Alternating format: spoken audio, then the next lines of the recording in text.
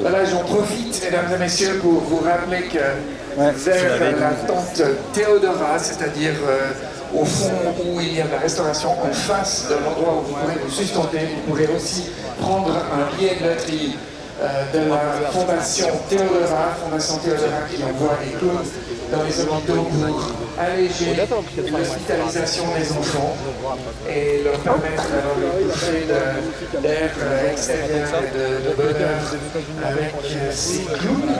Et donc prenez des billets. Si vous ne gagnez pas, vous aurez au moins la satisfaction d'avoir été utile à une bonne cause qui nous est chère ici au concours de l'Union suisse de Coppet. Et voilà notre triomphe qui arrive. Félicitations. Thank you so much for coming. Bravo et merci beaucoup.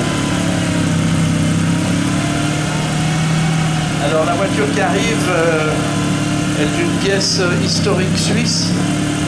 Vous me direz que ça se remarque par ses couleurs, mais c'est pas si évident que ça. Cette voiture a appartenu à un ami cher. Et vous voyez que par rapport à la bleue qui était juste avant, elle a une petite différence. Elle a des ouïes latérales qui sont faites non pas pour refroidir le moteur, mais pour laisser partir la chaleur. Vous allez dire c'est pareil. Non, c'est pas du tout pareil. C'est que les AC, c'est des modulations. Mais les ouïes latérales, elles ont une autre vocation, c'est de laisser sortir la chaleur d'échappement. Donc voilà, un grand bravo et merci d'avoir apprécié pour moi que c'est ce que vous avez vu.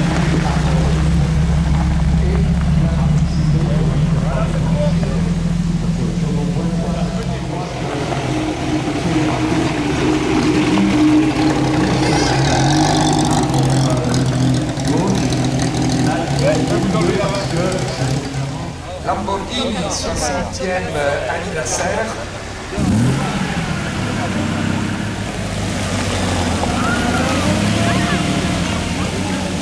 Rosso di Corsa. Vous le savez sans doute tous, mais les voitures à l'époque se reconnaissaient par nation. L'Italie avait le Rosso di Corsa, les Anglais avaient le British Racing Green, les Français avaient le bleu de France, les Allemands avaient le gris.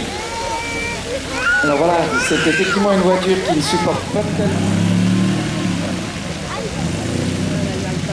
Voilà, un petit Diable Rouge SE de 1993, une voiture mythique. Et se remettre à l'époque, en 1993, cette voiture en plus a une couleur tout à fait remarquable, qui lui va d'ailleurs extrêmement bien, disons-le.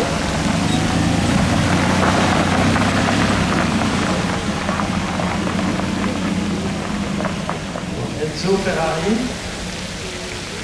On va commencer par la moins plaisante.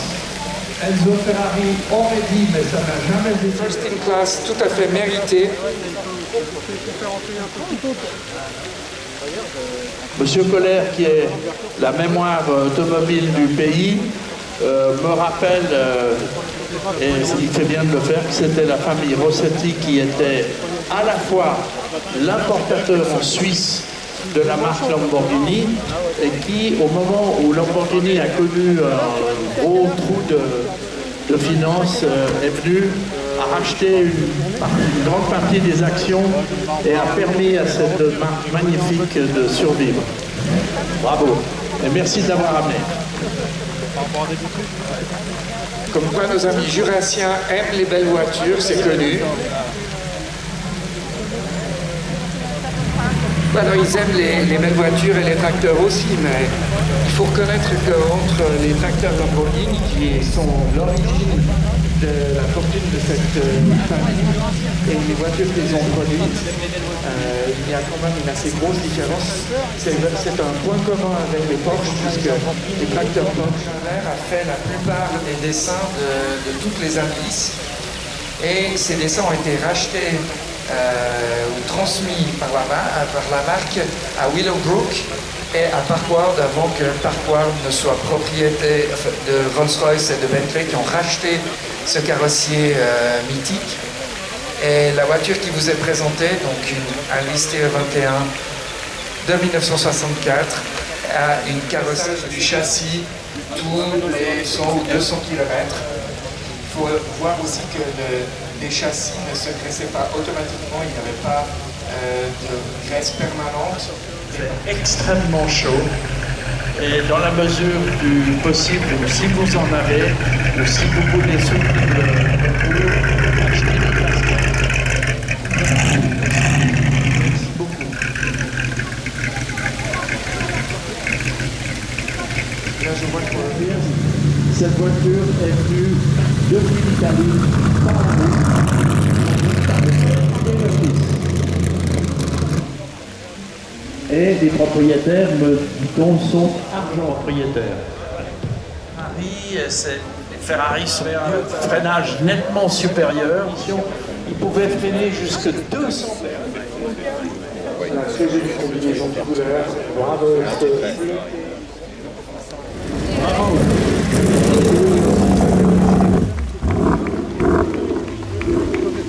Le First in Class est une autre voiture italienne.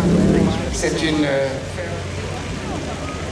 C'est difficile de ne pas succomber à la beauté de cette voiture.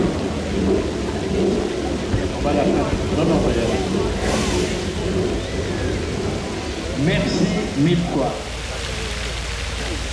On amène une autre voiture en urgence, tellement les gens étaient impressionnés par cette voiture. Ici, donc, il s'agit d'une coupé hyper élégant. Nous avons eu l'occasion de le souligner hier. Nous sommes sûrs que c'est une version 61 telle qu'elle a été présentée, puisqu'elle est calendrier. Et voici maintenant, devant vos yeux, une autre icône de la production automotive. Et la First in Class a été construite en 1993. Il y a pile poil 60 ans de différence entre l'année de construction de la Ford et celle de cette Porsche. Ce Carrera 2 par Singer. On va l'entendre chanter vu son nom.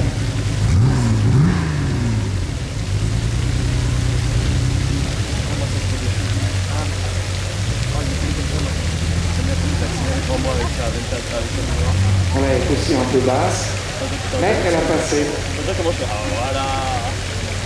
Que le Best of Show va être tout à l'heure à 14h et que maintenant vous aurez une petite heure et demie pour vous sustenter, et il est temps pour vous lever le son du chant et on vous donne rendez-vous à tout à l'heure. Et comme nous sommes dans une galerie Lafayette, il n'y a jamais rien qui ne se passe pas au concours d'élégance suisse. À 12h45, nous aurons la présentation, de la nouvelle McLaren et à 13h, nous aurons la Maserati Gran Turismo qui sera présentée ici même sur le podium. Donc, alors je vous demande pardon d'avance, Julien parle qu'en anglais. Mais nous comprenons les deux langues. C'est beaucoup plus facile pour lui de s'exprimer en anglais et d'expliquer cette automobile et ce rêve. Julian, good afternoon. Thank you very much for bringing this beautiful dream car, because it is a dream car. It's a car that made people dream when they were younger. It now makes the younger ones dream as they get older again, so you have this continuation of the dream. And I think it's quite interesting to insist on that word. It's a continuation. It's a dream that continues to live on. But I'd like you to speak about it, because you'll speak much better than I do. So while the car goes around the parade, please tell us about it. Thank you, Julian. Thank you. Thanks, Matthias. Continuation car from 1965, so actually what you're looking at car that's actually on the starting grid at Le Mans in 1965, it actually won its class and came ninth overall, with a process setting 189 mile an hour on the Mercedes stage, so incredibly capable.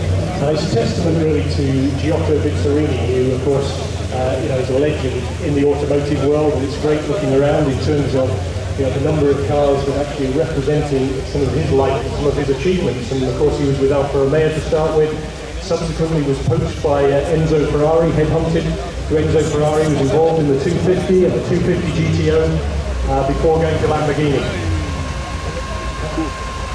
And at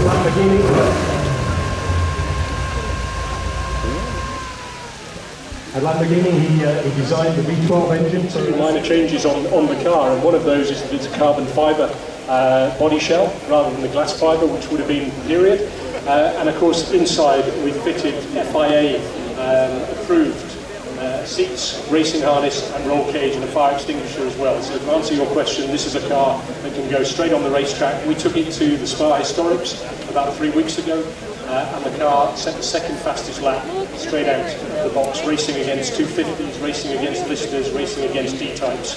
So very, very competitive. But of course, the question that you might want to ask as well is, where do we go from here? And so for us, this is a great opportunity to talk about Giotto Bizzarini and the story that sits behind the Bizzarini name and brand. But for us, this is about resurrecting the brand as well. So we have a supercar which is now in development. That will be powered by a V12 Bizzarini engine. Will be a high-performance car, but a usable car. And that really is the key for us in terms of recreating what Bizzarini was all around. He went racing, but he also had cars for the road, which were enjoyable, emotional, and connected. Well, that's an even better decision to buy one, I guess. So could we almost imagine that this is the hypercar of Bizzarini, where you could have a hypercar with a classic look in a way, in certain ways? Or are you intending in the future of creating another one, maybe? Or am I opening a gate I should not open? Yeah, I think it's a great question, and of course, if we look in the Bizzarini portfolio, in that short period of 5 years, there were some fabulous cars. I mean, there is the P538, which is one of the most iconic Spiders. There was the Europa, there was the Spider, and so even the Manta with the one-off that was well known. So there is a fabulous heritage for us to look into. But we also have that opportunity, as I say, to use that as a springboard for the future, and a car which will be with us in about 2026. Fantastic, Julian. Well, here at the Concours d'Élégance Suisse, we have a tagline that says... Pardon, je vais repartir en français, pardon, excusez-moi. C'est que c'est le prix. Et on a décidé d'honorer, parce qu'on honore vraiment beaucoup de choses.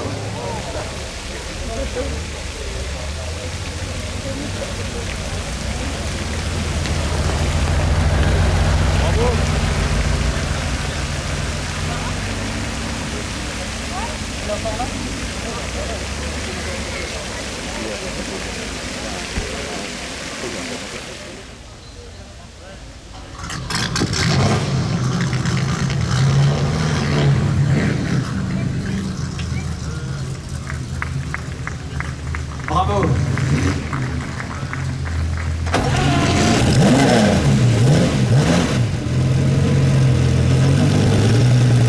Ceux qui pensent que les feux arrière sont trop petits, c'est pas grave. De toute façon, vous ne la verrez que passer devant.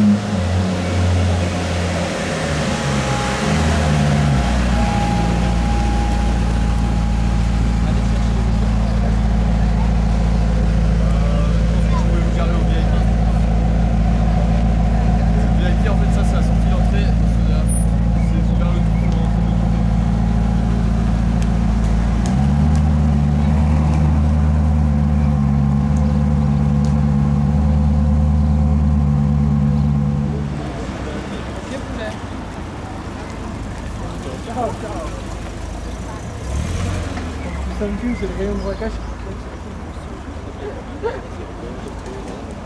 La vente en 1800.